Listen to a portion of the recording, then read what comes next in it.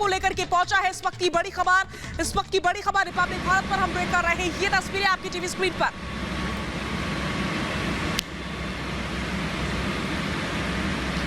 ये देखिए, जामनगर पहुंचे विमान के अंदर की ताजा तस्वीर। विमान के अंदर की ये तस्वीरें दिखा रहे हैं। जल्द ही ये विमान हिंडन एयरबेस पहुंचने वाला है। काबुल में बने ऐसे हालात में 150 भारतीयों की देश वापसी पर उनके परिवारों ने जरूर राहत की सांस ली होगी।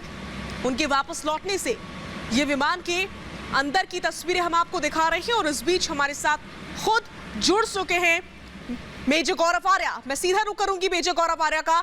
मेजर, जाहिर सी बात है परिवार वालों ने राहत की सांस ली होगी, सुकून की सांस ली होगी जब अपने वापस आ गए। नहीं, बिल्कुल। खासतौर से जब अपने अफगानिस्तान से वापस आए तो लगता है कि हाँ, राहत की सांस तो होनी चाहिए, क्योंकि वहां पे कुछ नहीं पता था कोई जिंदा आएगा कि नहीं आएगा। ये नॉर्मल कोई फॉरेन विजिट नहीं है जो कोई टूरिस्ट गया हो। ये अफगानिस्तान गए थे और फिर वहां पे तालिबान का टेक ओवर हो गया था। अफगानिस्तान की हिस्ट्री में हिस्टोरिक डे है, काला दिन भी है लेकिन हिस्टोरिक डे भी है।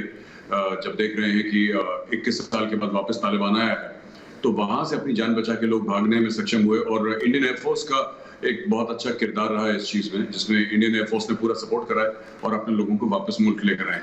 बिल्कुल, लेकिन चौंकाने वाली बात यह है कि बांग्लादेश ने साफ इनकार कर दिया है। शरणार्थियों को कैंप्स नहीं दिए जाएंगे, उनकी ओर से ये बात साफ कर दी गई है। इस पर आप क्या कहेंगे?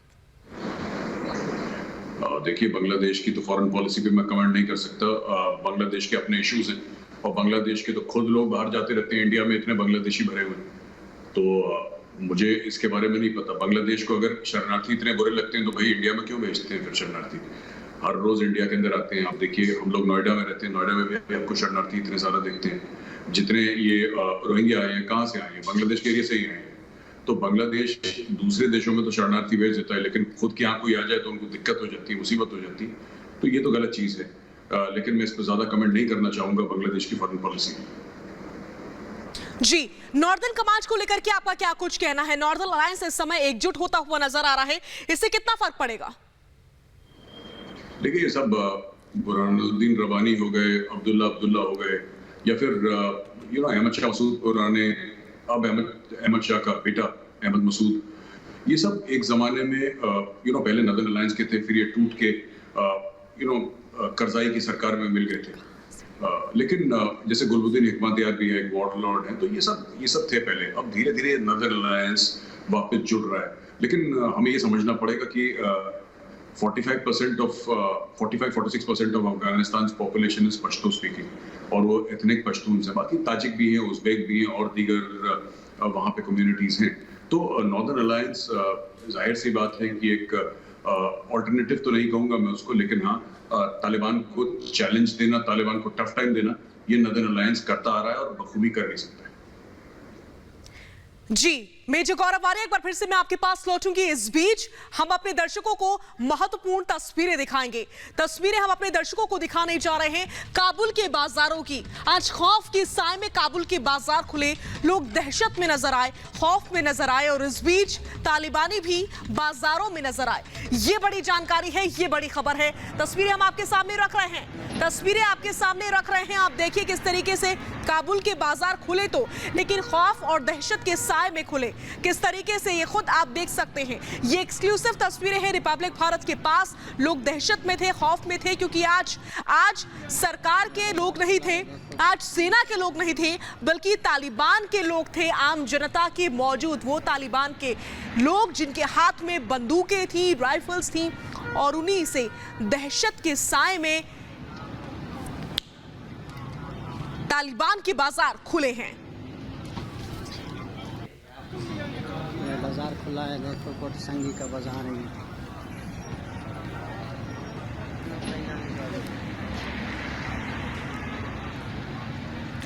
तो देख सकते हैं आप किस तरीके से खौफ के साए में ये काबुल के बाजार खुले हैं। फल की रेहड़ियां आपको लगी हुई नजर आ रही है, आम जनता बाहर निकली हुई नजर आ रही है। तो तस्वीरें हम यहाँ पर लगातार आपको दिखा रखे हैं। काबुल किस तरह से खौफ के साए में है, काबुल बाजार जरूर खुले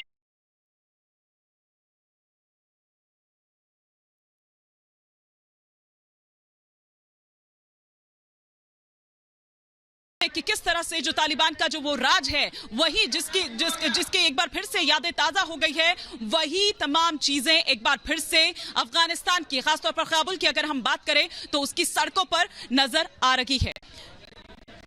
काबुल में फंसे एक भारतीय हैं रवि मलिक, उनसे हम बात करने की यहाँ पर कोशिश करते हैं। रवि जी, कहां पर हैं आप इस वक्त?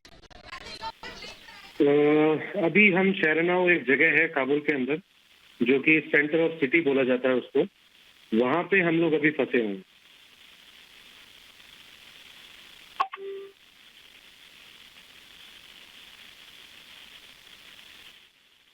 Hello,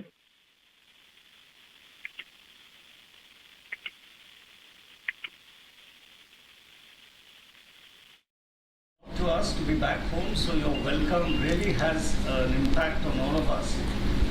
And thank you, of course, to the Indian Air Force, who flew us out under conditions that are not normal, and of course is hosting us here after a long, tiresome journey. Thank you very much. So can you throw some light at how many Indians are still there or stranded, and what are the plans to evacuate them?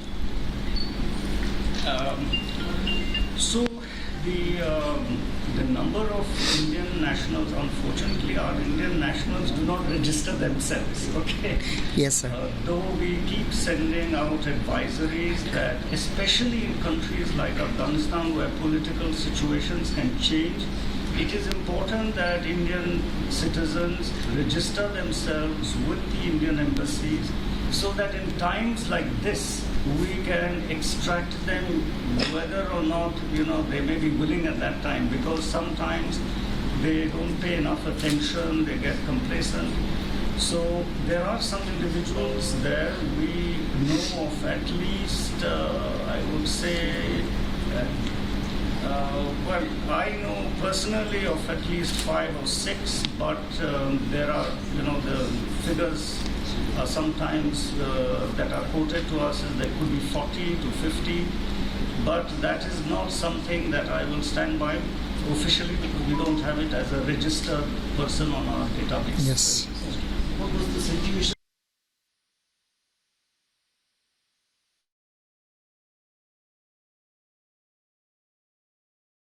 दिखा रहे हैं, काबुल की तस्वीरें दिखा रहे हैं, हर दफ्तर की तस्वीर दिखा रहे हैं, हर इलाके की तस्वीर दिखा रहे हैं, बाजारों की तस्वीर दिखा रहे हैं। हम दिखाने की कोशिश कर रहे हैं कि कितनी दहशत है, कितना डर का माहौल इस समय काबुल में बना हुआ है। अफरा तफरी की तस्वीरें कल आपने देखी, आपने देखा किस तरीके से अपनी जान की परवाह किए बिना जो काबुल के लोग थे, जो अफगानिस्तान के लोग थे, वो रनवे पर भागते हुए नजर आए, जहाज पर चढ़ते हुए नजर आए।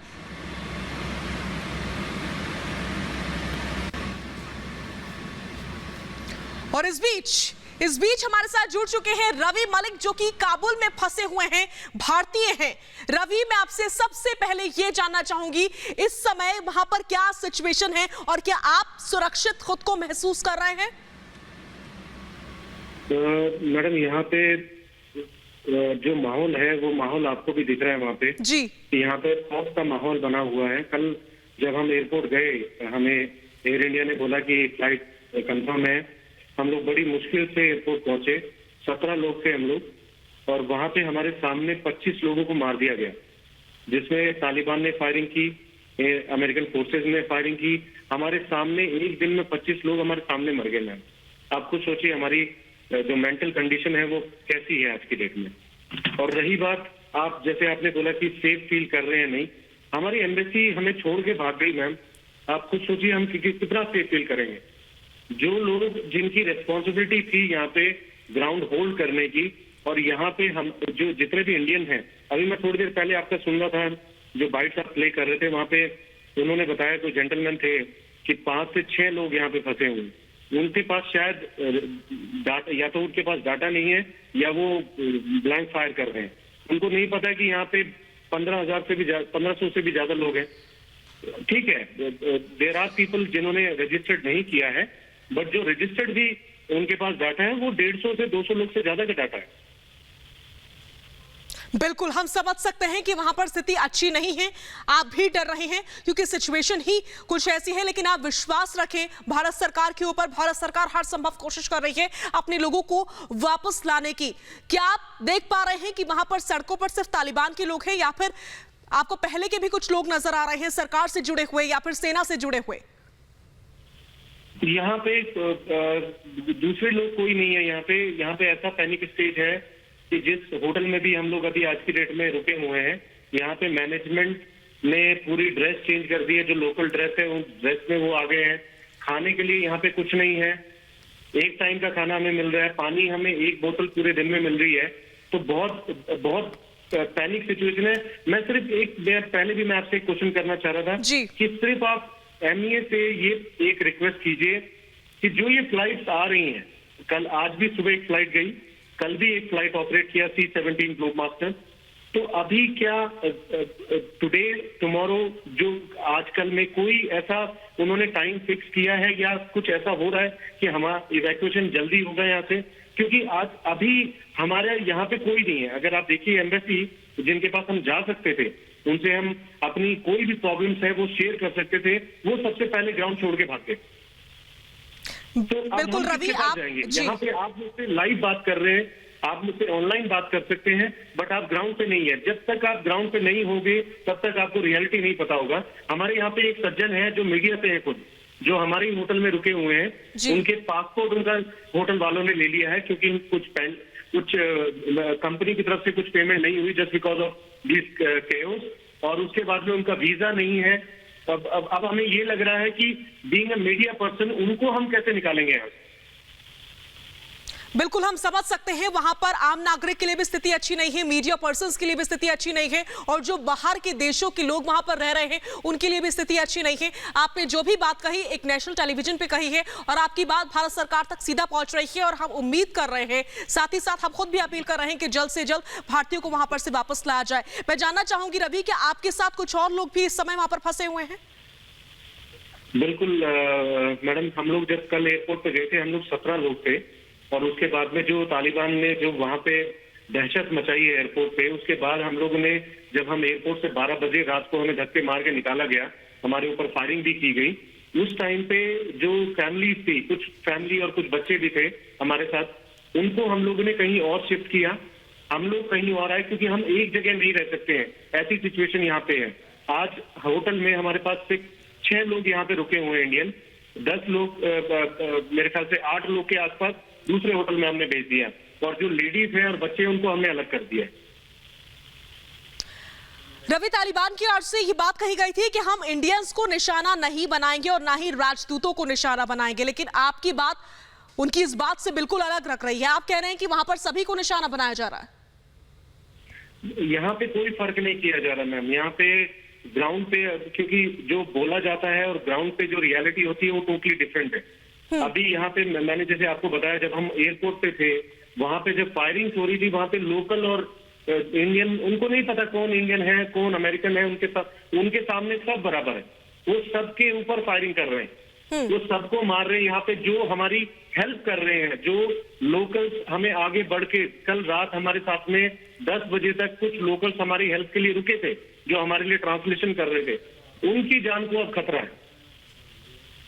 यानी कि आपका कहने का मतलब यह है कि वहां पर सभी की जान को खतरा है और इसीलिए लोग वहां पर से पलायन कर रहे हैं, भाग रहे हैं। रवि, इतनी बुरी स्थिति है? बिल्कुल बिल्कुल। रवि, हम चाहेंगे कि वहां पर और क्या कुछ आप देख पा रहे हैं, क्योंकि इस समय आप खुद अफगानिस्तान में मौजूद हैं, आप काबुल में मौजूद हैं और आप देख सकते हैं, आप हमें बता सकते हैं कि वहां पर क्या हो रहा है। हम चाहेंगे कि आप तफसील से बताएं कि वहां किस तरह की गतिविधियां आप खुद देख पा रहे हैं।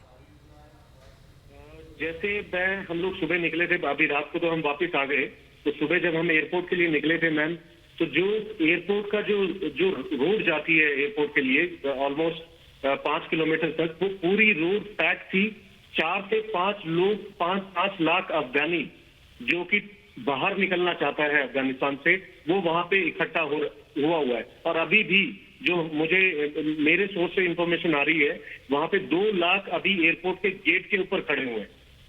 तो यहाँ पे सिचुएशन ऐसी है कि कोई ऑफिस में नहीं जा रहा है, सारे ऑफिस बंद है, सारी दुकानें बंद है, और जो बाहर जो रोड है वहां पे जो पोस्ट होती है, उन पोस्ट पे अभी तालिबान वहां बैठा हुआ, वहां पे कोई पुलिस नहीं, यहाँ पे कोई सिस्टम नहीं है। अभी अगर मैं आपको डिटेल में बताऊं, यहाँ पे कोई सिस्टम नहीं है, कोई लॉ नहीं है, और जो रोड्स हैं वो रेंजर्स जो तालिबान की है उनसे भरी हुई है, और वो ही सिर्फ घूम रहे हैं। यहाँ पे लोकल गाड़ियां तक नहीं चल रही है। टैक्सी जिससे हम लोग गए थे, वो हमारे एक स्टाफ है जिनको हमने बुलाया, और वो हमें एयरपोर्ट तक लेके गए। वो कैसे लेके गए वो भी मैं आपको समझा नहीं सकता हूँ अभी, क्योंकि बहुत बुरी हालत थी। हम लोग नीचे झुक के शीशे में कोई देखे ना, हमें सारे शीशे ऊपर बंद करके, और बड़ी मुश्किल से 500 मीटर पहले हमारी गाड़ी रोक दी गई, और उसके ऊपर भी फायरिंग की गई कि हम एयरपोर्ट के पास तक नहीं जा सकते। वहां से हम लोग एयरपोर्ट तक सिर्फ पैदल गए। तो बहुत प्रॉब्लम है मैम। रवि, क्या अभी वहां पर यह सिचुएशन है कि आप काबुल एयरपोर्ट के अंदर दाखिल हो सकते हैं, या कोई भी व्यक्ति, क्योंकि कल की स्थिति जो थी वो बहुत ही ज्यादा खराब थी, हमने देखा बदहवास लोगों को भागते हुए, वो रनवे पर भाग रहे थे, कुछ लोग जहाज के ऊपर चढ़ गए जिसकी वजह से वो गिर गए, बहुत बुरी स्थिति थी। क्या आज की वहां पर क्या स्थिति बनी हुई है? क्या आज काबुल एयरपोर्ट के अंदर दाखिल हो पा रहे हैं लोग या फिर नहीं? मेरी सिविल एविएशन जो है उनसे बात हुई है, जो लोकल सिविल एविएशन है यहाँ पे, और कुछ क्योंकि मैं यहाँ पे बहुत टाइम से हूँ, तो कुछ कनेक्शंस मेरे जो लोकल्स हैं उनसे भी मेरी बात हुई है। जो एयरपोर्ट है, जो रनवे पे और जो रैंप साइड पे जहाँ पे एयरक्राफ्ट पार्क किए जाते थे, वहां पे 40,000 लोग थे कल। आज वहां पे कोई नहीं है, उनको सबको निकाल दिया गया। एयरपोर्ट पूरा खाली हो गया है। एयरपोर्ट जो अनाउंसमेंट लोकल की गई है वो ये की गई है कि एयरपोर्ट ओपन है फ्लाइट्स के लिए। अब वो कितना मतलब ग्राउंड पे रियलिटी है वो तो वहां जाने के बाद पता चलेगा, बट लोकली यही इंफॉर्मेशन सर्कुलेट हो रही है कि एयरपोर्ट अभी ओपन हो चुका है। अंदर जो 40-50 हजार लोकल लोग गए हुए थे उनको सबको बाहर निकाल दिया गया। अभी इस समय वहां पर कितने भारतीय फंसे होंगे अंदाजन, रवि? मतलब मैं काबुल की अगर मैं बात करूं तो 400-500 लोग तो काबुल में ही है, और अगर अब पूरे अफगानिस्तान की बात करूं तो शायद 1500 से 2000। रवि, आप बता रहे हैं कि होटल्स की भी सुरक्षा मुहैया नहीं करवाई जा रही है, वहां पर सब कुछ तितर बितर है, किसी तरह के कोई सिक्योरिटी नहीं है, कोई सिक्योरिटी गार्ड नहीं है, सब सिविल यूनिफॉर्म में घूम रहे हैं। मैं चाहूंगी कि आप बताएं वहां पर बाकी काम किस तरह से हो रहे हैं? क्या होटल की गार्ड्स जो तैनात होते थे वो है, या रिसेप्शन पर जो लोग बैठते थे वो है? मैं चाहूंगी कि सुरक्षा किस तरह से दी जा रही है या फिर मिल रही है, आप तफसील से बताएं।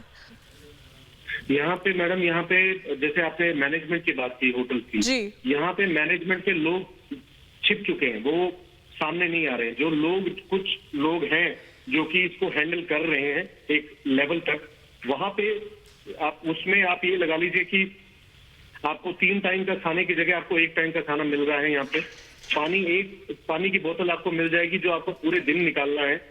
आप बाहर नहीं जा सकते, आपने खिड़कियां बंद कर ली है, पर्दे नहीं खोल सकते आप लोग। जो गार्ड्स हैं, जो बोला जा रहा है हमें कि ये गार्ड है, पहले जो उनकी ड्रेस थी वो चेंज कर दी गई, अब वो लोकल ड्रेस में वहां पे बैठे हुए हैं। उनके पास गन्स तो हैं, मगर वो गन्स भी छिपा के रखी जाती है कि कल को अगर तालिबान डोर नॉक करता है तो उनको पता ना लगे कि ये गार्ड है, क्योंकि वो उनके ऊपर फायर कर सकते हैं।